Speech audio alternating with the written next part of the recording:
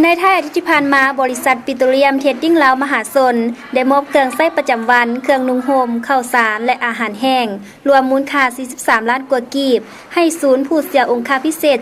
790นำโดยทานจันทรสิทธิไสยรองประธานสภาบริหารผู้อำนวยการใหญ่บริษัทปิโตรเลียมเทรดดิ้งลาวมหาชนต่างหน้ามอบของทานนางจันทดมเมฆสวรรค์ผู้อำนวยการใหญ่ฝ่ายบัญชีการเงินบริษัทปิโตรเลียมเทรดดิ้งลาวมหาชนกล่าวหับของทานคำลาทุมพันศรหัวหน้าศูนย์ผู้เสียองค์การพิเศษ790มีบรรดาหัวหน้าห้องการหัวหน้าแผนกพนักงานภายในบริษัทปิโตรเลียมพร้อมด้วยพ่อแม่ประชาชนเข้าร่วมเป็นสักขีพยานการมอบเครื่องในครั้งนี้ซึ่งเป็นปีที่3ที่บริษัทดังกล่าวได้มอบเครื่องสุกยิ้วสวยเหลือให้กับศูนย์ผู้เสียองค์การพิเศษ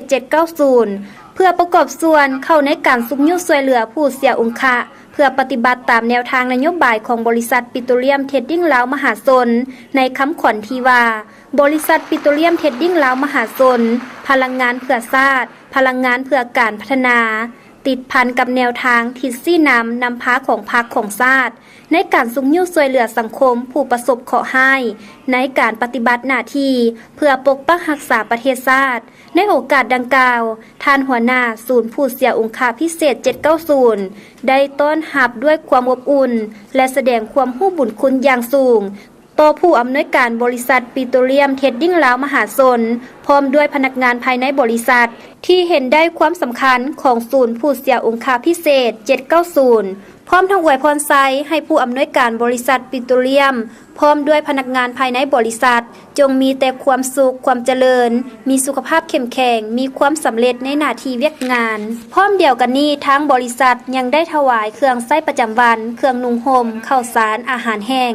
และเทียนบูชาเข้าพรรษาให้กับวัดภูเขาเมืองทุรคมแขวงเวียงจันทน์วัดนาคันทุงเมืองไซธานีนครหลวงเวียงจันทน์และวัดนางงมเก่าเขตบ้านสร้างเมืองไซธานีนครหลวงเวียงจันทน์เนื่องในโอกาสวันเข้าพรรษาเพื่อเป็นการถวายสังฆทานในวันเข้าพรรษาพ.ศ. 2558จุดประสงค์มื้อนี้ที่ทางบริษัทปิโตรเลียมเทรดดิ้งลาวมหาชนพร้อมด้วยพนักงานที่ว่ามีนโยบายเพื่อช่วยเหลือสังคมก็ย้อนว่ากระทรวงป้องกันประเทศเนาะที่ว่าเพิ่นได้มีนักรบเก่าที่ว่าเคยเหตุการณ์ปฏิวัติและได้ปกป้องรักษาประเทศชาติของเฮาเพราะฉะนั้นเฮาจึงลิงก์เห็นความสำคัญของเพิ่นเพื่อว่าให้เพิ่นมีโอกาสเท่าเทียมกับคนทั่วๆไป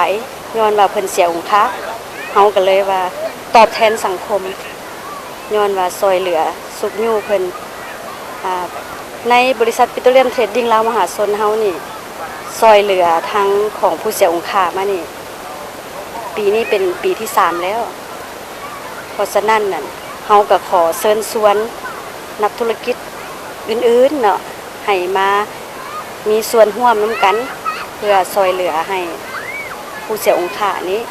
ให้เขาเจ้ามีกำลังใจเนาะเพราะว่าเขาเจ้าได้ผ่านความ